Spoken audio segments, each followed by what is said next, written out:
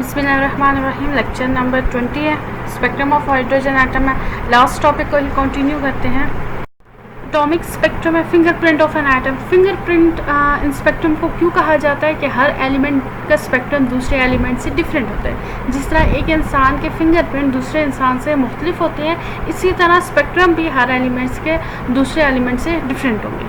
अब हाइड्रोजन के केस में देखें तो हाइड्रोजन दो स्पेक्ट्रम देता है, hydrogen absorption spectrum and hydrogen emission spectrum. अब हाइड्रोजन एब्जॉर्प्शन स्पेक्ट्रम जो होगा वो किस टाइप का होगा, इसमें डार्क लाइंस है और ब्राइट बैकग्राउंड है।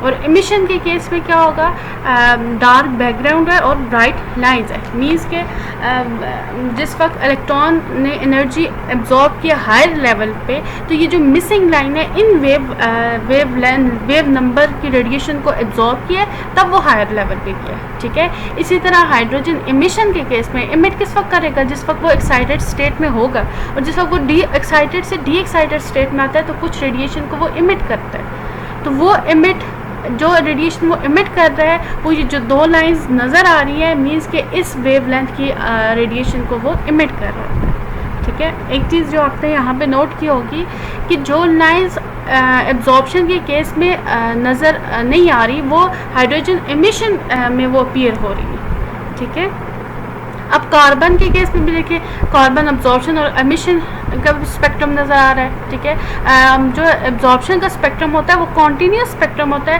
डार्क बीच में मिसिंग क्या होती है, ये लाइंस कुछ मिसिंग होती हैं, और वो मिसिंग लाइन कहाँ पे नज़र आ रही होती है, एमिशन के केस में नज़र आ रही है। इसी तरह ऑक्सीजन का भी ये स्पेक्ट्रम नज़र आ रहा है। अब ये देखिए, ये तीन स्पेक्ट्रम है और तीनों स्पेक्ट्रम एक दूसरे से क्या है, डिफरेंट है। डिफरेंट इस बेस पे भी है, एक दूसरे से भी डिफरेंट है, और डिफरेंट इस बेस पे भी है कि एमिशन का स्पेक्ट्रम एब्जॉर्प्शन के स्पेक्ट्रम से भी डिफरेंट है। ये चीज़ें पूछी जाती हैं कि जो स्पेक्ट्रम एब्जॉर्प्शन के केस में होता है वो कैसा स्पेक्ट्रम होता है, और एमिशन के केस में कैसा स्पेक्ट्रम होता है। तो एब्जॉर्प्शन के केस में ब्राइट बैकग्राउंड होता है और डार्क लाइन्स होती हैं, और एमिशन के केस में डार्क बैकग्राउंड होता है और ब्राइट लाइन्स होती हैं। Each element give off its own characteristic colour can be use to identify the atom. अब ये स्पेक्ट्रम किस लिए यूज़ होता है कि एटम को डिफ्रेंशिएट कर सके एक दूसरे से। ठीक है, एटॉमिक स्पेक्ट्रम में फिंगरप्रिंट ऑफ एन एटम है। अब डिफरेंट एटम्स के एमिशन स्पेक्ट्रम को दिखाया गया, हाइड्रोजन दिखाया गया, नियॉन दिखाया गया, आयरन दिखाया गया। अब ये जो लाइन अपीयर हो रही है, रेड लाइन है, ब्लू लाइन है, डार्क ब्लू है, पर्पल कलर है, ठीक है, वॉयलेट कलर है, ये इन रेडिएशन को हाइड्रोजन ने इमिट किया हुआ है, जो यहाँ पे जिनकी वेव नंबर या वेव लेंथ यहाँ पे लाई करते हैं। ठीक है, स्केल किसके अकॉर्डिंग है, वेव लेंथ का, जो हमने लास्ट टाइम में पढ़ा भी है, जो 650 नैनोमीटर पे, 480 नैनोमीटर पे। ठीक है, तो हर एक की वेव लेंथ पे क्या हो रही है, डिफरेंट है। हाइड्रोजन स्पेक्ट्रल लाइन्स है। Bohr calculated the energy, frequency and wave number of the spectral emission line for hydrogen atom. Bohr ने हाइड्रोजन एटम के अकॉर्डिंग जो पैरामीटर्स थे वो उसने फाइंड किए हुए थे, जिनमें एनर्जी थी, फ्रीक्वेंसी थे, वेव नंबर, वेव लेंथ, ये सारे उसने फाइंड किया था।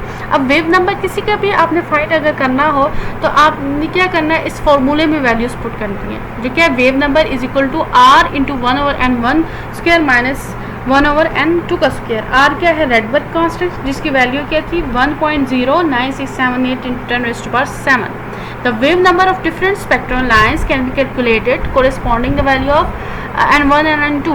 कि आप किसी भी स्पेक्ट्रम लाइंस का वेव नंबर फाइंड कर सकते हैं अगर n1 और n2 अगर आपको मालूम हो। ठीक है, अब n1 और n2 क्या वैल्यूज़ होंगी, n1 ग्राउंड स्टेट होगा, ग्राउंड स्टेट से वो एक्साइटेड स्टेट में जाएगा ना, तो ग्राउंड स्टेट कौन सी है वो आपने लिखनी है, और n2 जिस एक्साइटेड स्टेट में वो गया है वो आपने मेंशन करनी है। ठीक है, तो ये दो वैल्यूज़ आपको पता होंगी, तो आपने वेव नंबर फाइंड करना है। Bohr explanation for hydrogen spectrum है। बोहर ने हाइड्रोजन का स्पेक्ट्रम कैसे ऑब्टेन किया था कि इलेक्ट्रिकल डिस्चार्ज ट्यूब जो थी, डिस्चार्ज ट्यूब एक्सपेरिमेंट के अंदर हाइड्रोजन गैस को यूज़ किया हुआ था। हाइड्रोजन गैस से जिस वक्त इलेक्ट्रिक करंट को पास किया था, तो हाइड्रोजन गैस किस में कन्वर्ट हो गई थी, एटम्स पे कन्वर्ट हो गई थी, और कुछ एटम्स में जो इलेक्ट्रॉन्स थे उन्होंने एनर्जी को एब्जॉर्ब किया था इलेक्ट्रिकल स्पॉट्स पे। तो एनर्जी के ऑब्जॉर्ब करने से वो क्या हो गए थे, एक्साइटेड स्टेट में चले गए थे, ठीक है। When current is pass through hydrogen gas in the discharge tube at low pressure the molecule of hydrogen break into the atoms. Condition क्या थी, डिस्चार्ज ट्यूब में लो प्रेशर उसको पे अप्लाई किया हुआ था, ठीक है। This atom absorb energy from the electrical spark. तो एटम्स ने क्या एनर्जी एब्जॉर्ब की, एक्साइटेड स्टेट में चले गए और फिर वो डी एक्साइटेड में आए तो उन्होंने कुछ रेडिएशन को इमिट किया था। अब ये आपको फिगर दिखाई भी हुई है। The electron of hydrogen atom are excited to high energy level. अब इलेक्ट्रॉन जिन्होंने एनर्जी एब्जॉर्ब की थी वो किस लेवल पे चले गए थे, हायर एनर्जी लेवल। वो एनर्जी लेवल उससे नेक्स्ट भी हो सकता था या उससे नेक्स्ट भी हो सकता था, ज़रूरी नहीं था कि अगर एक 1 है ग्राउंड स्टेट तो वो उससे अगले शेल में जाए, वो उससे अगले शेल में भी जा सकते थे। The high energy orbit to which electron migrated depend upon the amount of energy absorb by the electron. अब कौन सा इलेक्ट्रॉन किस लेवल पे गया वो उसकी जितनी उसने एनर्जी एब्जॉर्ब की हुई है उस पर डिपेंड कर रहा है। जिसने एनर्जी कम एब्जॉर्ब किया तो वो नेक्स्ट लेवल पे गया और जिसने एनर्जी ज़्यादा एब्जॉर्ब किया तो उससे हायर लेवल पे गया, ठीक है। अब जितने वो एनर्जी एब्जॉर्ब करेगा उतनी ही वो एनर्जी जिस वक्त वो डी एक्साइटेड स्टेट में आएगा इतनी वो एनर्जी को क्या कर देगा, इमिट कर देगा। These excited electron being unstable come back to one of the lowest energy level। अब एनर्जी जिस वक्त एब्जॉर्ब करके एक्साइटेड स्टेट में किया तो एक्साइटेड स्टेट में ज़्यादा देर के लिए वो नहीं रहेगा। अब जो एक्साइटेड स्टेट से वो अगेन क्या हो गया, डी एक्साइटेड स्टेट में जाएगा, ठीक है। तो एनर्जी जो इसने एब्जॉर्ब किया हुई है वो क्या कर देगा, इमिट कर देगा। The electron may come to the lowest energy level in this way the emit energy they had absorb. अब जितनी एनर्जी इसने एब्जॉर्ब की हुई है वो क्या करेगा, इमिट कर देगा। अब यहाँ पे आपको फिगर में नज़र आ रहा है, अगर तो ये डिफरेंट इलेक्ट्रॉन है, इलेक्ट्रॉन एनर्जी एब्जॉर्ब की है, इस इलेक्ट्रॉन एनर्जी ज़्यादा एब्जॉर्ब किया तो वो हायर लेवल पे चला गया, इस इलेक्ट्रॉन एनर्जी लोअर एब्जॉर्ब किया तो इससे लोअर शेल पे है, ठीक है। अब इसके लिए ये पॉसिबिलिटी है कि इलेक्ट्रॉन इस ऑर्बिट में भी आ सकता है, इससे शेल में भी आ सकता है, या ये इस यहाँ पे भी आ सकता है, ग्राउंड स्टेट पे भी आ सकता है। तो ये डिफरेंट एनर्जी को या डिफरेंट रेडिएशन को इमिट करेगा, ठीक है। ये इस पर डिपेंड करता है कि किस लेवल पे आ रहा है, किस स्टेट पे आएगा, ठीक है। अब वेव नंबर को अगर आप कंपैरिजन करें, अगेन वही है कि वेव नंबर फाइंड कर सकते हैं। डिफरेंट स्पेक्ट्रम लाइन या स्पेक्ट्रम सीरीज जो होंगी उसकी वेव नंबर डिफरेंट होगी, ठीक है। Different spectrum lines are produced depend upon the excited and ground state energy level electron. Wave number of this spectrum line can be calculated by the Bohr equation। तो wave number is equal to 1.09678 into 10 raised to power 7 into 1 over n1 square minus 1 over n2 square. ये Rydberg constant की value है, ठीक है।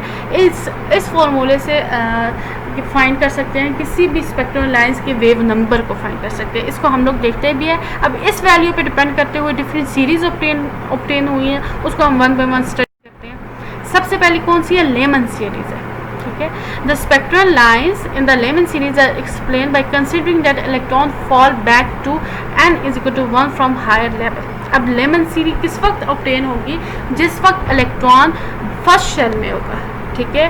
तो वो first shell से energy जिस वक्त एब्जॉर्ब करेगा तो वो नेक्स्ट किसी भी शेल में जा सकता है, सेकंड में भी जा सकता है, थर्ड में भी जा सकता है, फोर्थ में भी जा सकता है, ठीक है। अब वो जिस वक्त एक्साइटेड स्टेट में होगा तो वो ज़्यादा देर तक एक्साइटेड स्टेट में नहीं रहेगा, वो क्या होगा, डी एक्साइटेड स्टेट होगा।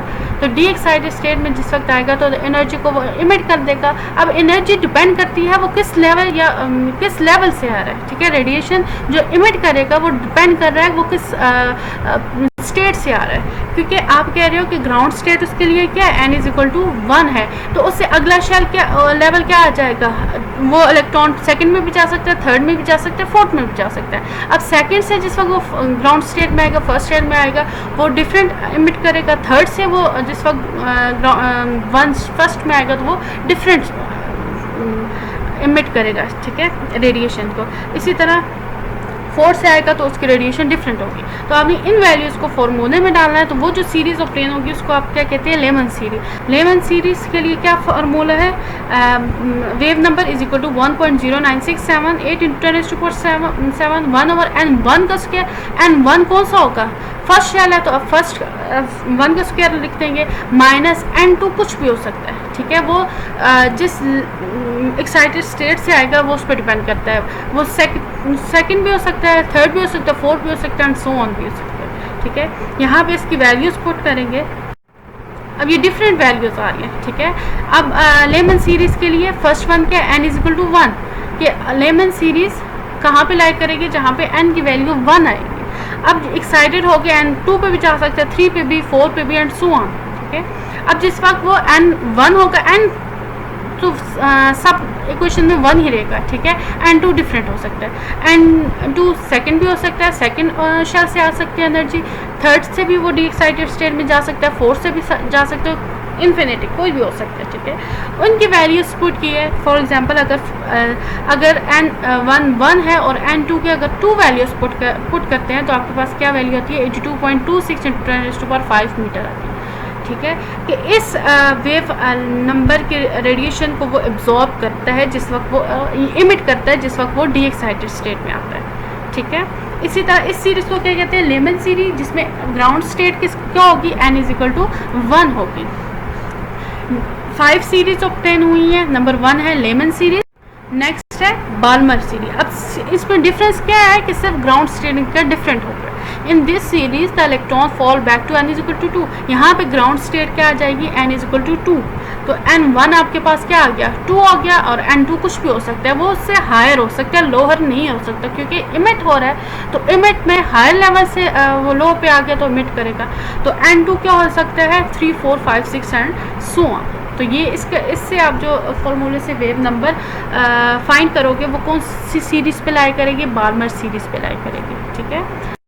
अब ये ही इसी की गेन वैल्यू, अब यहाँ पे ये देखें n1 कंसिडर नहीं होगा क्योंकि एनर्जी ने इमिट होना है, तो वो उससे हायर लेवल पे जाएगा। तो यहाँ से किसी लेवल से n7 से भी वो किस की तरफ आएगा, n2 की तरफ ही आएगा, ठीक है। n3 से भी वो n2 की तरफ आएगा। तो जो वो रेडिएशन इमिट करेगा उसकी वेव नंबर जो होगा ये आपके पास गिवन है। अगर तो वो थर्ड शेल से आ रहा है तो उसके वेव नंबर क्या आएगा, 15.234 × 10⁵ आ रही है, ठीक है। या फिर इसको H अल्फ़ा, H बीटा और H गैमा भी शो किया हुआ है, ठीक है। अगर वो फोर्थ लेवल से आ रहा है तो उसका वेव नंबर क्या होगा, 20.566 × 10⁵ मीटर आ जाएगा, ठीक है। ये सेकंड सीरीज़ है जिसको विजिबल रीजन भी कहा जाता है, ठीक है। और हाइड्रोजन का जो स्पेक्ट्रम था वो कहाँ पे लाई करता था, बाल्मर सीरीज़ पे लाई करता है, ठीक है। थर्ड वन है पास्कल सीरीज़। पास्कल सीरीज़ में अगेन ग्राउंड स्टेट क्या आ जाएगी, थर्ड आ जाएगा, ठीक है। n1 की वैल्यू क्या आ जाएगी, 3, n2 इससे हायर लेवल हो सकता है, वो 4, 5, 6, 7 सो ऑन हो सकता है। In this series the electron fall back to n is equal to 3।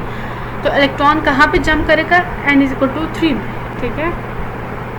तो वेव नंबर से जो वैल्यू आएगी वो डिफरेंट स्पेक्ट्रम के अकॉर्डिंग आएगी। फॉर एग्जांपल अगर पास्कल सीरीज़ है, इंफ्रारेड रीजन भी इसको कहा जाता है। अब यहाँ पे ग्राउंड स्टेट क्या है, n is equal to 3, n is equal to 2 और n इज इक्वल टू 1 को कंसिडर नहीं किया हुआ क्योंकि हायर लेवल से आ रहा है, ठीक है। और डिफरेंट वैल्यूज़ है, वेव नंबर है। अगर तो वो फोर्थ शेल से थर्ड शेल में आ रहा है तो वो इमिट जो करेगा उसका वेव नंबर क्या होगा, 5.3310 × 10⁵ मीटर पर मीटर, ठीक है। या फिर वो उससे हायर लेवल है, n इज इक्वल टू 5 है, तो तब उसका वेव नंबर क्या होगा, 7.99 × 10⁵ आ जाएगा, ठीक है। नेक्स्ट क्या है, ब्रैकेट सीरीज है। अब यहाँ पे ग्राउंड स्टेट क्या आ जाएगी, n इज इक्वल टू 4 आ जाएगी, ठीक है। तो n1 आपके पास क्या आ जाएगा, 4 आ जाएगा, और n2 इससे हायर लेवल है, वो 5, 6, 7 कुछ भी हो सकता है, ठीक है। डिफरेंट वैल्यू है ब्रैकेट सीरीज़ की। Ground state n is equal to 4, इससे हायर लेवल से इलेक्ट्रॉन यहाँ पे जंप कर सकते हैं।